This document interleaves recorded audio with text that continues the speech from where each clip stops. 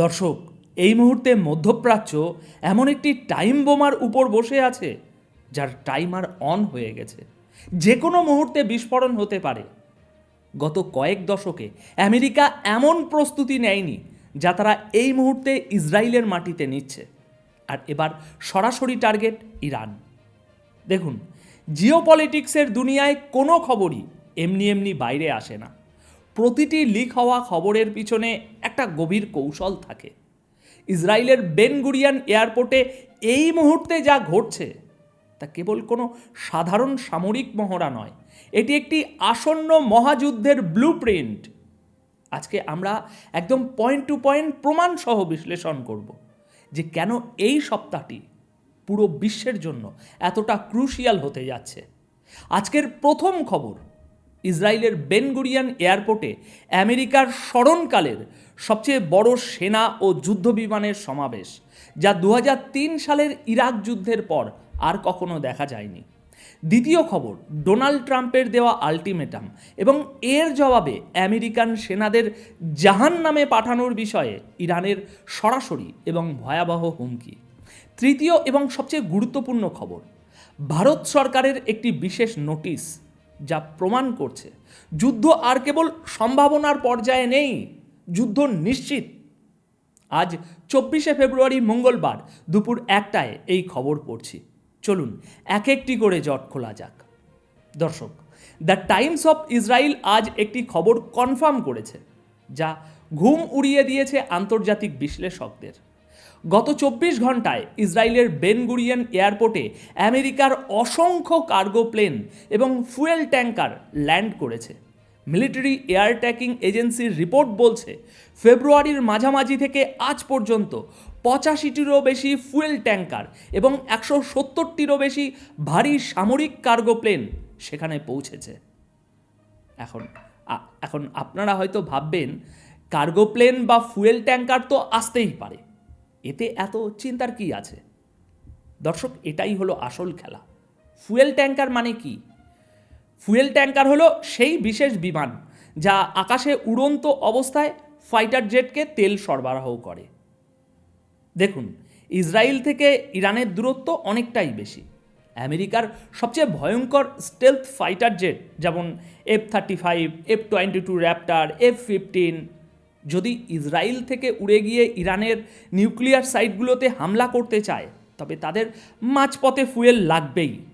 আকাশে এই ফুয়েল দেওয়ার জন্যই এই 85টি ট্যাঙ্কার সেখানে জড়ো করা হয়েছে। সিরিয়াসলি বলুন তো, কোনো দেশ কি এমনি এমনি এতগুলো ফুয়েল ট্যাঙ্কার আর 170টি কার্গো প্লেন অন্য দেশে পাঠিয়ে দেয়? না, এটা কোনো ট্রানজিট পয়েন্ট নয়। 2003 সালে সাদ্দাম হোসেনের ইরাক আক্রমণ করার আগে আমেরিকা ঠিক যে পরিমাণ সামরিক প্রস্তুতি নিয়েছিল, এটি ঠিক সেই স্কেলের একটা প্রস্তুতি। আমেরিকা অত্যন্ত সুকৌশলে তাদের ফরওয়ার্ড অপারেটিং বেস তৈরি করে ফেলেছে, আর তাদের বোমারু বিমানগুলোকে যে কোনো মুহূর্তে যে কোনো লং রেঞ্জ মিশনের জন্য প্রস্তুত রাখছে। অর্থাৎ ট্রিগারে আঙুল রাখা হয়ে গেছে, শুধু নির্দেশের অপেক্ষা। এবার দ্বিতীয় খবর, ট্রাম্পের আল্টিমেটাম এবং ইরানের জাহান্নামে পাঠানোর কাউন্টার থ্রেট। দেখুন, ডোনাল্ড ট্রাম্প ক্ষমতায় আসার পর থেকেই তার একটি সিগনেচার স্টাইল আছে। তিনি সময়ক্ষেপণ পছন্দ করেন না। খবর অনুযায়ী ট্রাম্প প্রশাসন ইরানকে তাদের পারমাণবিক শর্তগুলো মেনে নেওয়ার জন্য মাত্র 10 থেকে 15 দিনের একটি ডেডলাইন দিয়েছে। সোজা কথায়, হয় শর্ত মানো, না হয় চরম পরিণতি ভোগ করো। কিন্তু ইরানও কি ছেড়ে কথা বলার পাত্র? একদমই নয়। ইরানের পার্লামেন্টের ন্যাশনাল সিকিউরিটি এবং ফরেন পলিসি কমিটির অন্যতম প্রধান ইব্রাহিম রেজাই গতকাল সন্ধ্যায় সোশ্যাল মিডিয়ায় এমন একটি বিবৃতি দিয়েছেন যা পুরো পশ্চিমা বিশ্বকে কাঁপিয়ে দিয়েছে। এই বৃহস্পতিবার জেনেভায় আমেরিকা এবং ইরানের মধ্যে একটি গুরুত্বপূর্ণ আলোচনা হওয়ার কথা রয়েছে। রেজাই সরাসরি বলেছেন, এই মিটিংয়ের রেজাল্টই ঠিক করে দেবে আমেরিকান সৈন্যরা তাদের দেশে, তাদের ঘরে নিজেদের পায়ে হেঁটে ফিরে যাবে, নাকি তাদের সোজা জাহান্নামে পাঠানো হবে। দর্শক, একটু খেয়াল করুন, ডিপ্লোম্যাটিক বা কূটনৈতিক ভাষায় সাধারণত এমন সরাসরি মৃত্যুর হুমকি দেওয়া হয় না, জাহান্নামে পাঠানো হবে। এর মানে হলো ইরান মিডল ইস্টে থাকা আমেরিকার প্রতিটি সামরিক ঘাঁটিতে একযোগে হামলা চালানোর ব্লুপ্রিন্ট তৈরি করে রেখেছে। জেনেভার এই বৈঠকটি আসলে কোনো শান্তি আলোচনা নয়, এটা হলো যুদ্ধের আগে শেষবারের মতো একে অপরের চোখের দিকে তাকিয়ে মাপজোক করে নেওয়া।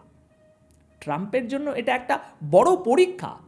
তিনি যদি এক পা পেছান তবে তিনি বিশ্ব মঞ্চে আমেরিকার শক্তি যেটা আছে সেটাকে প্রশ্নের মুখে ফেলবে।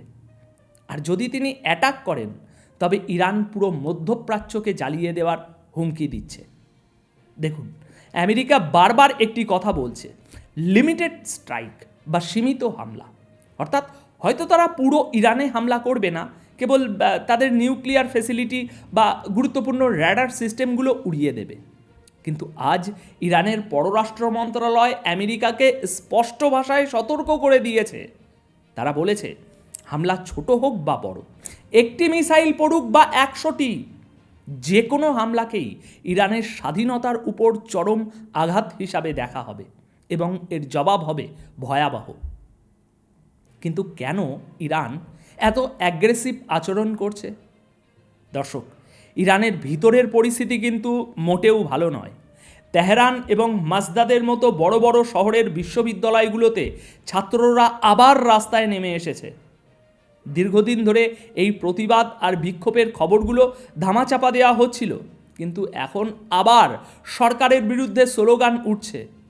ইরান জানে এই মুহূর্তে তারা যদি দুর্বলতা দেখায় তবে দেশের ভিতরেই এই তথাকথিত গণ অভ্যুত্থান তাদের ক্ষমতাচ্যুত করবে। তাই তারা ডু অর ডাই সিচুয়েশনে আছে। তারা মরিয়া হয়ে উঠেছে। আর একজন মরিয়া শত্রু সবসময় সবচেয়ে বেশি ভয়ঙ্কর হয়। এবার আসছি আজকের সবচেয়ে অ্যালার্মিং খবরে, ভারত সরকারের জারি করা জরুরি নোটিশ। দেখুন, এতক্ষণ আমরা যা আলোচনা করলাম তা হয়তো অনেকেই জিওপলিটিক্যাল ফ্লেক্সিং বা পেশি শক্তি প্রদর্শন বলতে পারেন, কিন্তু ভারত সরকারের একটি পদক্ষেপ প্রমাণ করে দিয়েছে যে পর্দার আড়ালে আসলে কি চলছে। ভারতের মিনিস্ট্রি অফ এক্সটার্নাল অ্যাফেয়ার্স ইরানে অবস্থানরত প্রায় 10,000 ভারতীয় নাগরিকের জন্য একটি অত্যন্ত জরুরি অ্যাডভাইজারি বা নোটিশ জারি করেছে গতকাল রাতে। তাদের পরিষ্কার ভাষায় বলে দেওয়া হয়েছে, মানে যারা ইরানে আছে তাদের বলে দেওয়া হয়েছে, যেভাবে পারো, যে বাহন পাও, যত দ্রুত সম্ভব ইরান ছাড়ো। তাদের পাসপোর্ট এবং দরকারি ডকুমেন্টস সবসময় হাতের কাছে রাখতে বলা হয়েছে এবং যে কোনো জমায়েত থেকে দূরে থাকতে নির্দেশ দেওয়া হয়েছে। সিরিয়াসলি বলুন তো, ভারত এবং ইরানের কূটনৈতিক সম্পর্ক ঐতিহাসিকভাবে অত্যন্ত ভালো, আমরা জানি। চাবাহার পোর্টের মতো বিশাল প্রজেক্টে ভারত ইরানে বিনিয়োগ করেছে। ভারতের মতো একটি দেশ যারা সবসময় একটা ব্যালেন্সড ডিপ্লোম্যাসি বজায় রাখে, তারা হঠাৎ করে কেন তাদের নাগরিকদের রাতারাতি ইরান ছাড়তে বলবে? এর একটাই অর্থ হতে পারে, ভারত সরকারের কাছে, ভারতের ইন্টেলিজেন্স বা রয়ের কাছে একদম সলিড কংক্রিট ইনপুট আছে যে ইরানে আমেরিকা বা ইসরায়েলের হামলা কেবল আর কয়েক ঘন্টা বা কয়েক দিনের ব্যাপার মাত্র। সরকারগুলো কখনো নিশ্চিত বিপদ না দেখলে এমন আতঙ্ক বা প্যানিক তৈরি করার মতো নোটিশ জারি করে না। ভারতের এই সিদ্ধান্তই শিলমোহর দিচ্ছে আজ যে যুদ্ধ আর আলোচনার টেবিলে নেই, যুদ্ধ এখন রানওয়েতে চলে এসেছে। সুতরাং দর্শক, সব কিছু মিলিয়ে পরিস্থিতি অত্যন্ত পরিষ্কার। একদিকে ইসরায়েলের মাটি ব্যবহার করে আমেরিকার স্মরণকালের সবচেয়ে বড় সামরিক প্রস্তুতি ও বোমারু বিমানগুলো ফুয়েল নিয়ে রেডি, আপনাদের দেখালাম। অন্যদিকে ট্রাম্পের ডেডলাইন এবং তার উপর ইরানের অভ্যন্তরীণ যে গণবিক্ষোভ সেটা, এবং সবশেষে ভারতের নাগরিকদের দ্রুত ইরান ছাড়ার নির্দেশ, এই সবগুলো বিন্দুকে এক করলে যে ছবিটা তৈরি হয় তা কোনো সাধারণ জিওপলিটিক্যাল টেনশন নয়। এটা তৃতীয় বিশ্বযুদ্ধের একটা নূতন ফ্রন্ট লাইনের ছবি। আমেরিকা এবং ইসরায়েল যদি সত্যি সত্যি ইরানের নিউক্লিয়ার সাইটগুলোতে আঘাত আনে তবে তার প্রভাব কেবল মধ্যপ্রাচ্যেই সীমাবদ্ধ থাকবে না, বৈশ্বিক অর্থনীতিতে এর ভয়াবহ প্রভাব পড়বে। এখন আমি আপনাদের কাছে জানতে চাই, পুরো লজিক, তথ্য এবং সমীকরণ সবই তো আমি আপনাদের সামনে তুলে ধরলাম। এখন আপনার কি মনে হয়, ডোনাল্ড ট্রাম্প কি সত্যি সত্যি ইরানের উপর এই চূড়ান্ত হামলাটি করবেন, নাকি শেষ মুহূর্তে জেনেভার বৈঠকে ইরান মাথা নত করে চুক্তিতে আসতে বাধ্য হবে? আপনাদের মতামত আমাকে কমেন্ট বক্সে জানান। আপাতত তাহলে এ পর্যন্তই। তথ্যবহুল এই আলোচনাটি যদি আপনার পছন্দ হয়ে থাকে তবে ভিডিওটিতে একটি লাইক দেবেন। দেখা হচ্ছে পরের ভিডিওতে নূতন কোনো গভীর বিশ্লেষণ নিয়ে। ততক্ষণ পর্যন্ত চোখ কান খোলা রাখুন, ভালো থাকুন। ধন্যবাদ আপনাদের সকলকে।